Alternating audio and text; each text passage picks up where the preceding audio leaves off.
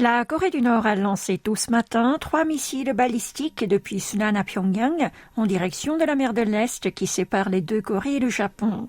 Selon l'état-major interarmé sud-coréen JCS, ces tirs se sont déroulés successivement vers 6h, 6h37 et 6h42. Le premier projectile est présumé être un missile balistique intercontinental ICBM. Il a parcouru 360 km et atteint une altitude de 540 km. Le deuxième a disparu à une altitude de 20 km. Quant au dernier, un missile balistique à courte portée, il a volé sur environ 760 km avec une altitude maximale de 60 km. À Séoul, le Conseil de sécurité nationale NSC a été convoqué d'urgence. La réunion a débuté à 7h30 sous la présidence du chef de l'État Yoon Song-yeol et a duré environ 1 heure. C'est une première depuis sa prise de fonction le 10 mai dernier.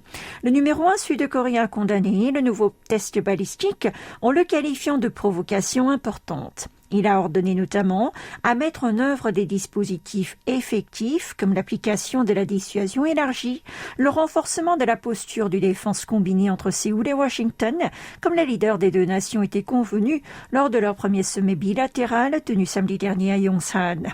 Le gouvernement sud-coréen a dénoncé dans un communiqué que le tir de missiles de Pyongyang violait la résolution du Conseil de sécurité des Nations Unies et menaçait la paix dans la péninsule coréenne, tout comme dans la communauté internationale.